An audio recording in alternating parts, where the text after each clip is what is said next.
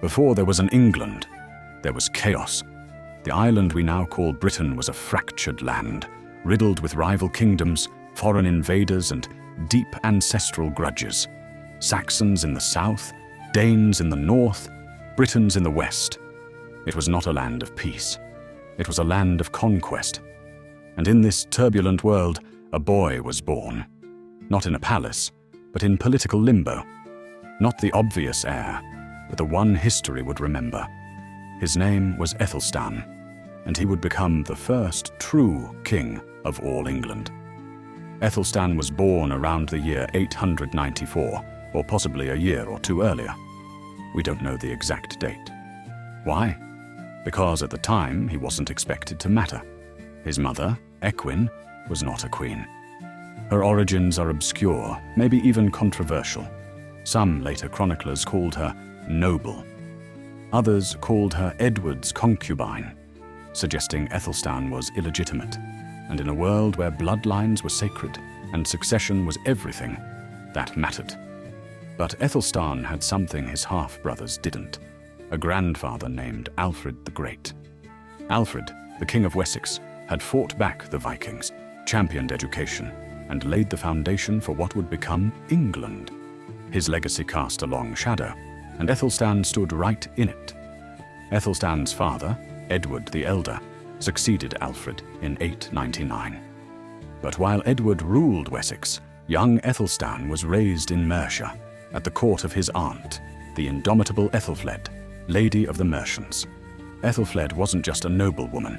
She was a warrior, a strategist, and possibly the most powerful woman in Britain. She and her husband Ethelred ruled Mercia in practice, if not always in name, and when Ethelred's health began to decline, Æthelflæd took full control.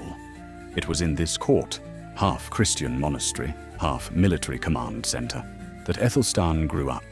He was educated in Latin, trained in the art of kingship, and taught the tactics of war. He studied justice, the church, the law. He wasn't pampered, he was prepared. One chronicler claimed Æthelstan carried a small sword, a dagger, given to him by Alfred himself. Whether true or not, it speaks to something deeper. Æthelstan wasn't just raised to be noble, he was raised to rule. But rule what exactly? At this point, England didn't exist. The land was a violent patchwork. Wessex, ruled by Edward. Mercia, semi-autonomous under Æthelflæd. Northumbria, a Viking kingdom under the Danelaw. Wales, unconquered and fiercely independent. Cornwall, culturally distinct and often rebellious.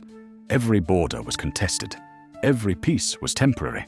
The Vikings were still a threat. Not just raiders now, but settlers, establishing trade, building towns, marrying locals. Æthelstan would have grown up hearing stories of his grandfather's desperate stand at Edington. He would have seen the scars of war on the men who taught him. And he would have understood. If England was going to survive, it had to unify. But unity doesn't come easily, especially not when your own claim to power is in doubt.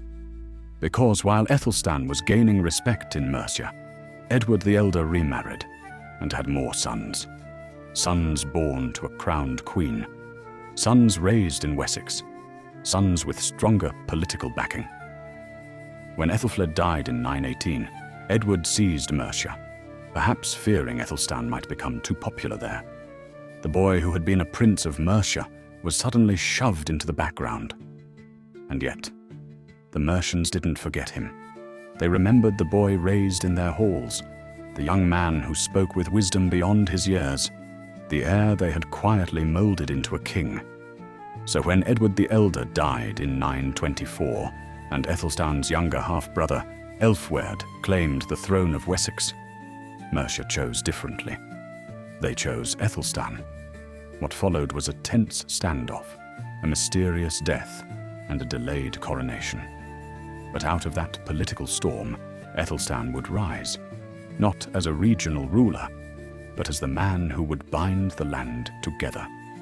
From out of the shadows came England's first true king. In the next section, Æthelstan takes the crown and reshapes the island. He defeats Vikings, humbles kings, and earns the title Rex Totius Britannia, king of all Britain. The year 924, Æthelstan stood at the threshold of history. His father, Edward the Elder, was dead. His half-brother Elfwerd claimed the throne of Wessex, and Æthelstan, the outsider raised in Mercia, had a choice: yield or fight. Fate intervened. Elfwerd died mysteriously just 16 days after Edward. With Elfwerd out of the picture, Æthelstan was quickly accepted as king in Mercia. But in Wessex, it wasn't so simple. The West Saxon nobility dragged their feet. Some whispered that Æthelstan wasn't one of them. Others resented Mercian influence. The coronation was delayed nearly a year. But in 925, at Kingston upon Thames, Æthelstan was finally crowned king of the Anglo-Saxons. And from the moment he took the crown, Æthelstan moved like a man on a mission. He didn't just want to rule, he wanted to unify, to forge a single kingdom out of the scattered shards of England. And to do that, he had to break his enemies and win over his allies. At the time of Æthelstan's coronation, the north was still ruled by Viking kings. Wales was independent. Cornwall chafed at Saxon dominance. Scotland looked south with suspicion. Æthelstan brought them all to heel. In 927, he invaded Northumbria and seized York, the last major Viking stronghold in England. With that victory, he became the first king to rule all Anglo-Saxon lands south of the River Tweed. For the first time in history, there was a single political entity that could be called England. That's what Æthelstan called himself, Rex Totius Britannia. And remarkably, nobody laughed, because he had the armies, he had the law, and he had the legitimacy.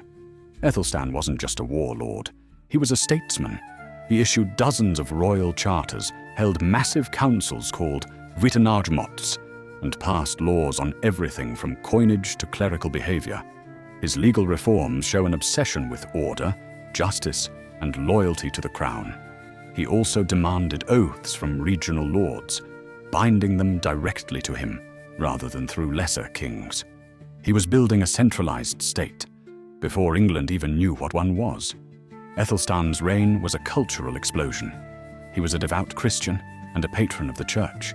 He lavished gifts on monasteries, promoted learning, and imported holy relics from across Europe.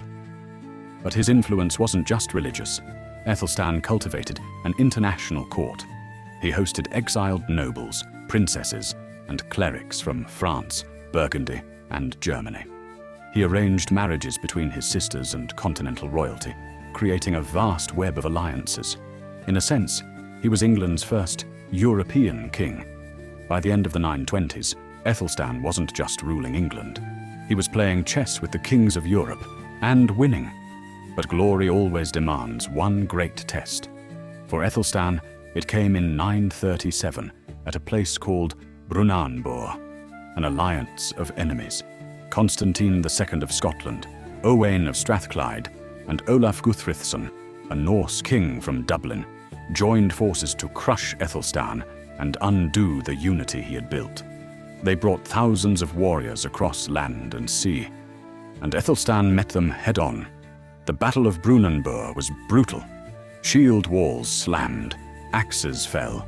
For hours the field ran red. The Anglo-Saxon Chronicle commemorated it with an epic poem, one of the oldest surviving battle songs in English. It called Æthelstan the glory of kings, and declared that no greater slaughter had ever been seen on English soil. Never before in this island was there such slaughter, such terror, spread far and wide. Æthelstan won decisively. His enemies fled. Olaf's army was shattered. Constantine's son lay dead. And with that, the idea of England, one England, was secured. Æthelstan ruled for 15 years, and in that time he became more than a king. He became a myth in the making. No English monarch before him had commanded such respect abroad or such control at home. He brought peace by force, law by sword, and unity through blood. And yet, when he died, he vanished almost as quickly as he rose. But that is the story for our next chapter. In the final section, we explore Æthelstan's mysterious death, his lack of an heir, and the chaos that followed. Because for all he built, not everything survived him. Stay with us. By the 930s, Æthelstan stood alone at the summit of power. He had unified the Anglo-Saxon kingdoms, crushed the last major Viking resistance, subdued Wales and Scotland, built alliances across Europe. He had done what no man before him had managed, created a kingdom that stretched from the English Channel to the River Tweed. And yet, even kings must die. After his climactic victory at Brunanburh in 937, Æthelstan's focus shifted from conquest to consolidation. His charters became more detailed, his laws more sweeping.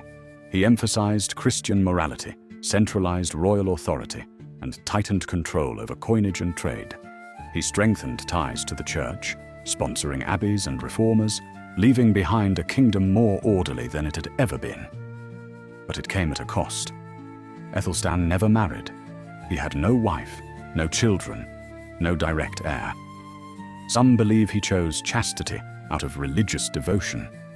Others suspect political strategy, avoiding the rivalries that had plagued his own succession. Whatever the reason, it meant one thing. When Æthelstan died, the crown would pass into uncertain hands. On October 27th, 939, Æthelstan died at the age of 45. He passed away in Gloucester, possibly from illness, though no contemporary chronicler describes his final days in detail. There was no dramatic battle, no deathbed confession, just silence. His body was taken to Malmesbury Abbey in Wiltshire, a place he had loved and patronized in life. There he was buried humbly, not in the grand tomb of a Caesar, but in the cloister of a monastery. Even in death, Æthelstan defied expectations. He left no son to carry on his name, no grand mausoleum to proclaim his glory, just a fragile peace. And a question: what happens to a kingdom when the man who held it together is gone? Æthelstan's half-brother, Edmund, was next in line, just 18 years old. Capable, yes, but untested, and the wolves were already circling. Within weeks of Æthelstan's death, the Norse king Olaf Guthrithson, survivor of Brunanburh, returned to reclaim York. Northumbria fell. In a flash, one of Æthelstan's greatest victories was undone. Edmund would spend the next several years trying to restore what Æthelstan had built. He would succeed eventually, but the fragility of Æthelstan's kingdom was clear. It had been unified by one man's will, and could be fractured just as quickly without him. Strangely, for a king of such power and vision, Æthelstan's memory faded fast. Later, monarchs celebrated Alfred the Great. Chroniclers focused on Edmund, Edgar, and Edward the Confessor. Æthelstan, the man who actually created England, was largely forgotten. Why? Maybe it was his lack of heirs. Maybe his modest burial. Maybe the political instability that followed his death. Or maybe his reign had been too successful. So successful that later generations took his achievements for granted. It wasn't until centuries later that historians began to rediscover him. And when they did, they found more than a warrior or a legislator. They found the architect of England. Æthelstan's impact echoes quietly through time. He established the idea of England as a single, unified realm. He redefined kingship, not as tribal warlord, but as national ruler. He laid the groundwork for law, governance, and even diplomacy that would define the English monarchy for centuries. He was a man born in the cracks between kingdoms, raised in exile, shaped by war, crowned in compromise. And yet, he forged a nation. Today, tourists rarely stop to visit his grave. His tomb is quiet, unadorned. And yet, beneath that stone lies the foundation of England itself, Æthelstan, king of the Anglo-Saxons, conqueror of the north, uniter of kingdoms, the first king of England, and perhaps still one of the greatest. In our next episode, we follow the young King Edmund, Æthelstan's successor, as he faces rebellion, assassination, and the challenge of rebuilding a broken crown. Because after the first king comes the fight to keep the kingdom.